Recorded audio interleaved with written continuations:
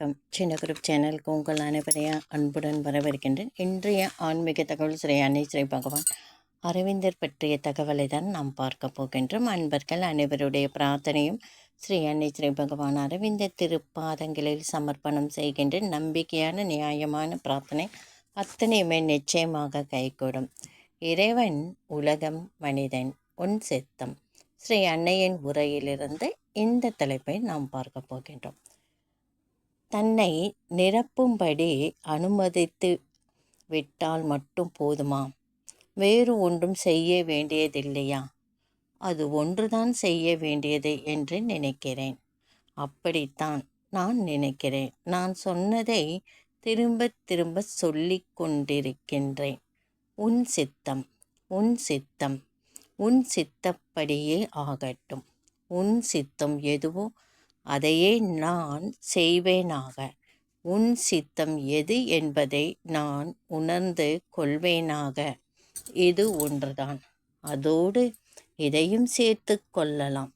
நீ இன்றி மரணம், நீ இருந்தால் வாழ்வு. மரணம் என்று சொல்லும் பொழுது நான் உடலை நீத்தலை குறிப்பிடவில்லை. அப்படியும் இருக்கலாம் நான் சொல்வது. இதனுடனும் உள்ள தொடர்பை இழந்துவிட்டால் அதோடு முடிந்துவிடும் என்று. ஆனால் அது சாத்தியமில்லை. நான் இவ்வாறு உணர்கின்றேன். அது என நான் யாரையாவது பார்க்கும் பொழுது ஸ்ரீ அன்னை நமது கைகளை திறந்து அந்த ஆளை ஒளிக்கே அர்ப்பணிப்பது போல சைகை செய்கிறார். அவர் யாராக இருந்தாலும் சரி, இப்படி அதே சைகை, மௌனம். எந்த நேரத்திலும் அது வேடிக்கையாக இருக்கிறது என்று உணர்கின்றேன்.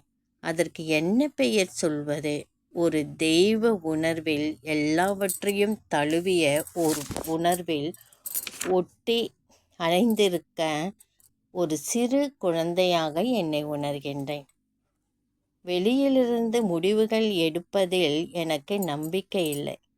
நான் ஒன்றில்தான் நம்பிக்கை வைக்கின்றேன், உயர் உணர்வின் சக்தியில். அது இவ்வாறே அழுத்துகிறது, நசுக்கி விடுவது போல் சைகை. அந்த அழுத்தம் கூடிக்கொண்டே போகிறது. அப்படியென்றால் அது மனிதர்களை ஜலித்தெடுக்கும் என்று பொருள். நான் உயர் உணர்வின் அந்த அழுத்தத்தில் தான் நம்பிக்கை வைக்கிறேன். மற்றவை எல்லாம் மனிதர்கள் செய்யும் காரியங்கள். அவர்கள் அதை சுமாராக செய்கிறார்கள். பிறகு அது வாழ்கின்றது, சாகின்றது, மாறுகின்றது, கோணலாகிறது. பிறகு அவர்கள் செய்கின்ற எல்லாவற்றில் கதியும் இதுதான். இதற்காக அத்தனை சிரமப்பட்டிருக்க வேண்டாம்.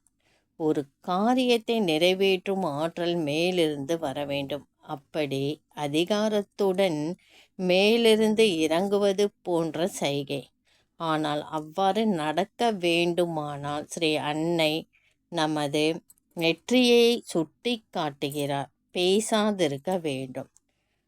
இதை செய்யக்கூடாது, இதை செய்ய வேண்டும், நாம் இப்படி என்றெல்லாம் சொல்லக்கூடாது.